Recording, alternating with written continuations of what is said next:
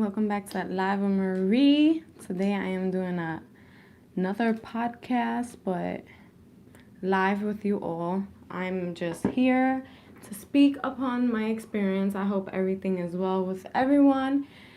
So yeah, let's get to the topic. If you are new here, don't forget to like, comment, and subscribe to your girl. Turn on your notifications for when I do come on. You will be the first ones to know. So I decided to come and tell you my experience. When I'm telling you my experience of IDT, yes, I said it. If you live in New York, you know that IDT back then was always a discounted place of so-called electricity that they help you bring down your bill, etc., right? So I was 21 years old. I was desperate for a new job because at that time my mother had my brother, and financially I wasn't receiving any benefits, and my mom was the only one as a single mom doing everything. So I figured I have to get my ass back to work. So back then, you know that freaking Craigslist was something that was where you find an apartment that you could rent out, a house to buy, a car you could buy, or even a job. So I was desperately looking for a job.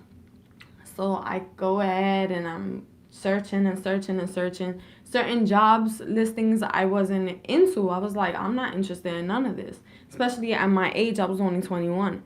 So me not knowing so much about the site, I didn't think nothing negative from it, because back then people used to find jobs, people used to find apartments and houses and buy things that they wanted with no problem. But for some kind of reason, it just drew my eye, and I was like, I said, oh my God, it says you get paid by commission if you go speak to a customer, and this customer, once they sign it, you get paid. You get paid. So you get a binder, and you will have all your proof and your evidence there of a customer's signature. So I said, you know what, let me give it a try. I sent the email, and then they came and they asked me for my number. So I gave them my cell number. They contacted me, and I had an interview the next day, which was awesome. I was excited. I was gassed. I was like, oh shoot, I'm gonna have a job, because I never had any problem with interviews. But I was like I guess I had my hopes too high. Basically, I had my hopes too high, and I spoke to my mom. I said, "Ma, I have to go all the way to the Bronx, though." So at that time, we was actually, I think we was living, where we was living? Oh, we was living in Green Ave, as a matter of fact, on Green Avenue in Bushwick. So I come, I get ready, I put some slags on with a nice button-down shirt and some low shoes, because who in the world wants to go in high heels? And so I go ahead, I get ready, I pick up my ID, my social security, all the documentations that you need. And I go ahead and I troop it to the Bronx. It's early in the morning, mind you. So I'm over here nervous and excited at the same time. But, for some kind of reason, my stomach started feeling messed up. When, that gut feeling when it's like you excited, but something is not right. Something feels so wrong. So I come and I'm like, okay, it's probably just butterflies, because I'm nervous. It's a new job. It's something new. This is a new location. It's a new place. Get out the train station, and I'm like, okay, now I'm ready to walk to this location. And when I go to this so-called address they provided me. Oh my God, I was lost. Luckily that I went an hour before I had to go to my interview, just because of this situation, because I didn't know where I was going or my whereabouts of the location. And the Bronx is big. New York is big. So I said, you know what, let me just go to this address. I'm over here asking people that literally works around the area, lives around the area. Nobody knew what in the world I was talking about. I felt like if I was going to an IDT interview, at least in front of the store or the location, it would show IDT associated or IDT company. When I'm telling you it passes 30 minutes, I call my mother and I'm like, Ma, I'm lost. I'm lost.org. Like, I don't know where in the motherfucker is this place. So she was telling me I should have went with the mom instinct. I should have listened to her as a daughter. But I was desperate for the job. She comes and she says, oh, just turn back. Just come back. Just forget about it. You could search for something else. Something will come in hand. So an elderly person came and helped me, and he walked me to the location. But this location, it had like the stores in the Bronx is like, it's a glass store. So basically, once you're walking in, there's one store here with one door, and there's one store here with one door. So I thought that's where I'm going, right? Next thing you know, I see guys dressed up in black with flags and everything. So I'm thinking like, oh, it's for the job. They coming down some other different doorway that had nothing to do with those two stores, and it was like a private door. You walk up a little few steps, and then there's this door that you open and you go in. So once the door closed, I came and I asked the guys. I said, by any chance, do you know where this location's at? They come and they pointed to that damn doorway, the darkest door they came out of, and I said, oh my. I was like, Lord Jesus. So eventually I prayed, and I walked in. One of the guys said, as a matter of fact, I'm about to walk in to go start to work. And he was like, yeah, I'm one of the representatives. I'm one of the ones that trains the newbies. So I said, all right. So I come and I follow him. The stairs was really high. When I'm telling you, it was like long ass stairs. It looked like I was going to the third floor. They had rugs. It wasn't clean like that. It was kind of dusty and rusty and dirty. So when I go, I started freaking out. It was too late to turn back. I was already in. I started freaking out. Why? Because I seen one room that was open, and there was like a camera. It was a light like this, a ring light, and they were so-called doing photography, but for photo IDs for those who get hired. So I seen the girl, and it was a girl handling it. She was behind the desk. A guy was standing next to the so-called camera, and then two other guys in there, and they was taking a picture of a girl. They was taking a photo. So they come and they like, oh, are you here for an interview? I said, yes. I said the time and my name. So the guy comes and he's like, oh, so follow me because I'm going to go to the boss's office, and he's the one who's going to do the interview. So we come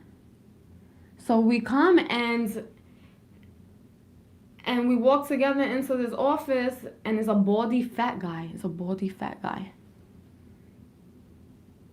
Hello, love face.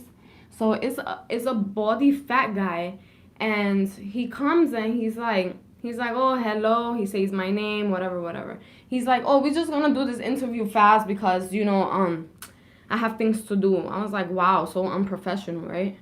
So he comes and he so-called checks my resume, and he's like, oh, are you motivated to like walk up the stairs? Are you motivated to like walk a lot and walk around and travel to certain buildings and certain locations that I send you to? So I said, I don't mind if that's associated with the job. If that's part of the job, then hey, that's what I have to do. So he comes and he's like, oh, you're very beautiful. And I'm like, all right. Like, stop with the compliments. I was like, I'm not here for compliments. I'm, no hard feelings. I'm here for the job. I just want to know if I'm hired or not, because if I'm wasting my time, I would like to leave. So he comes and he's like, no. He's like, I'm hiring you at the spot because I like the way you are and your work experience. You have a lot of work experience.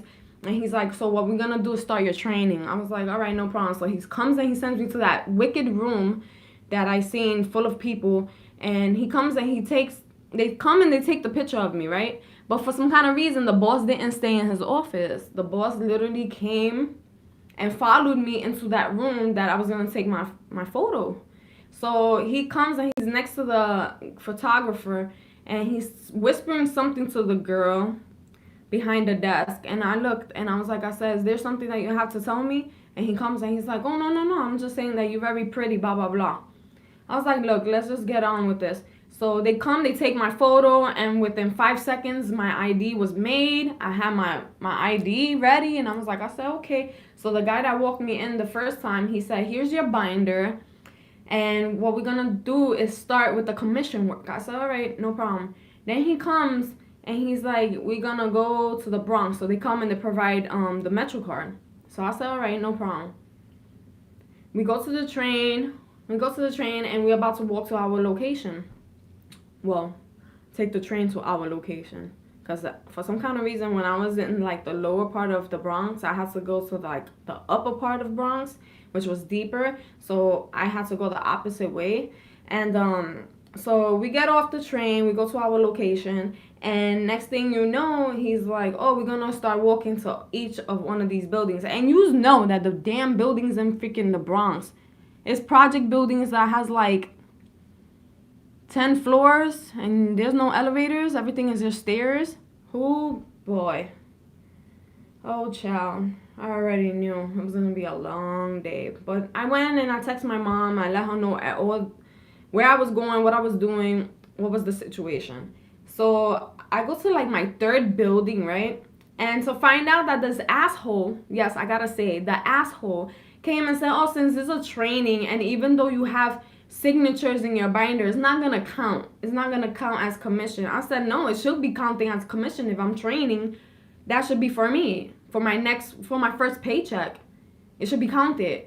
So he was trying to be like greedy and try to snitch on me with his boss because he started texting, right? So I said, look, you could go ahead and feel how you feel, but I feel how I feel. If I got certain signatures and it's still a training, I should get paid for it. A paid training. But long story short, I kept my binder. He was trying to grab my binder. I said, you don't need my binder. I'll hold on to it, boo-boo. When I get there, I get there. So we walked to the train. I already used to have like 2 hours, 3 hours of training. So we go back to the train. He said, oh, you did good. Our boss is going to be happy with your work, right? So he comes and he's like, okay, now we have to go back to the office to drop off the binder. Because tomorrow when you come back in, you grab your binder. I was like, no. Right now I'm going to go home because I didn't like the vibes. For some kind of reason, I went with my heart and I didn't like the damn vibes. So he comes and he puts a face. When I'm telling you, he puts a face. Hello, Vero. He comes and he puts a face. He literally got mad because I made the decision to not go with him back to the office. I said, I'm not going to go back to the office. Drop off a damn binder. Come on. You're going to make me waste more money, more time. It didn't make freaking sense. So he comes and he calls the boss. I'm sitting down in one of the two-seaters in the end of the train. And he's standing here, like, hawking me, stalking me. And he comes and he's like, I'm going to call the boss because that's not how it goes. I was like, go ahead and call the boss. At this point, Sorry, guys. I don't know what happened. It just kicked me out. But I'm so sorry, guys. So, I didn't give a two shits how he felt. I said, you know what? It is what it is. I'm sorry, guys. So, I didn't give a shit about how he felt. But he was on the phone with the boss. And he comes and he's like, she doesn't want to come back with us. I was like, come back with us? What are you talking about, come back with us? He was like, no, I'm just letting him know because this is not how it goes. I was like, well, I wasn't told. And the way I feel is I want to go back home. I deserve to go back home. I'm not feeling the vibes. So they was talking and I couldn't really hear, the the noise of the train itself. It was so loud, and then the people in the train is always loud. They could never shut up. So I couldn't hear what the boss was saying. And then at one point, the boss over the phone screamed at him and said, no, tell her she needs to come.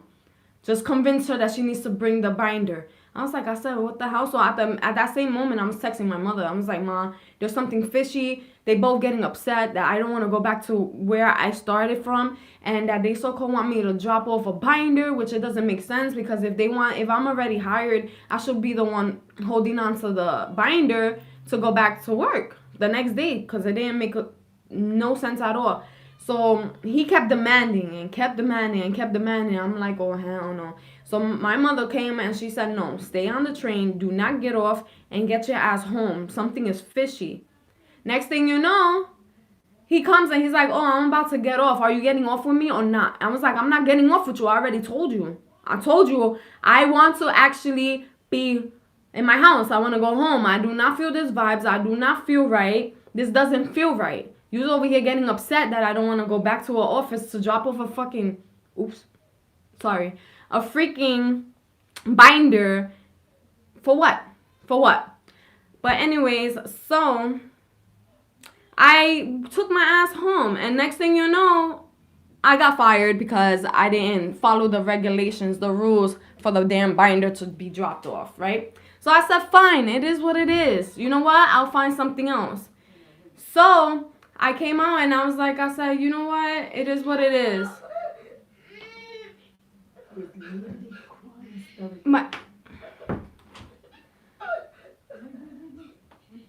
That's my baby in the background. You hear him? He's catching a tantrum.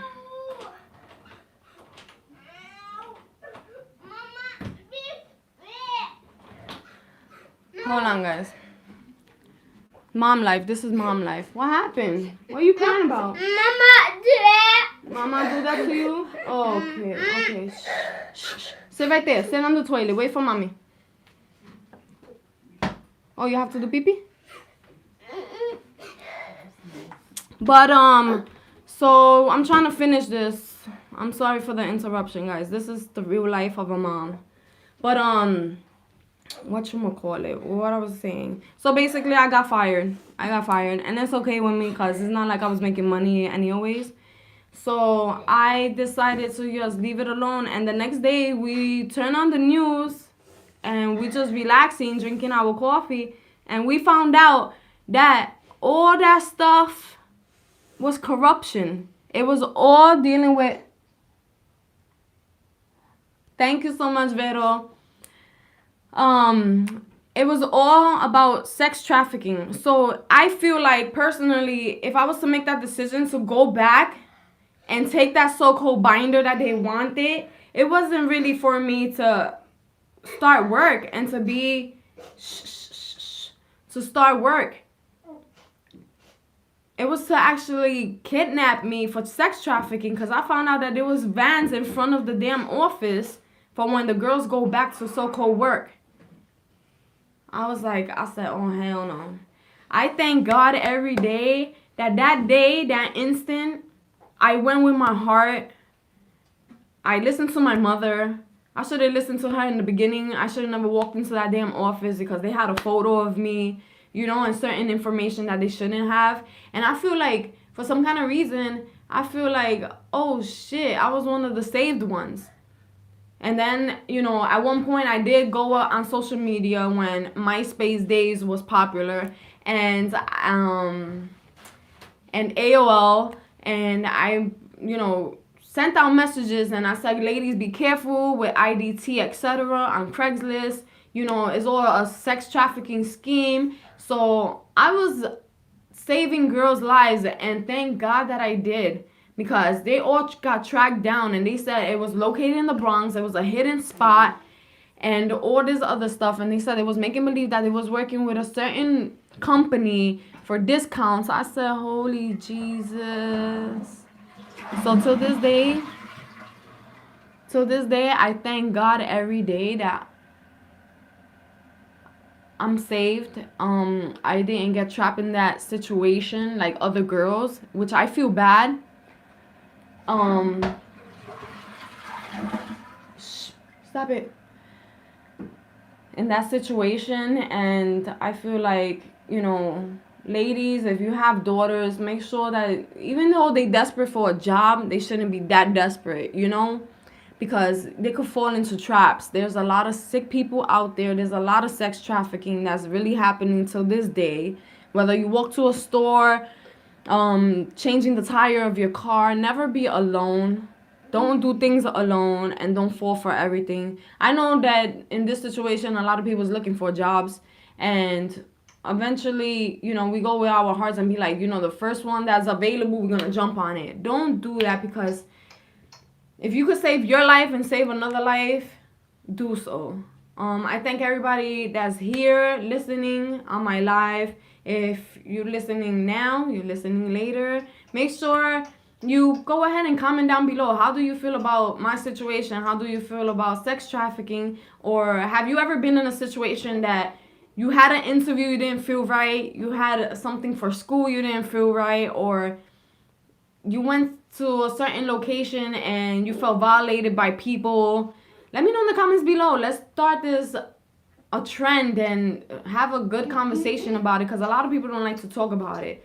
But like I said, I am happy I'm here. I get to share my story with you. This is when I was 21. Right now I'm 34 years old.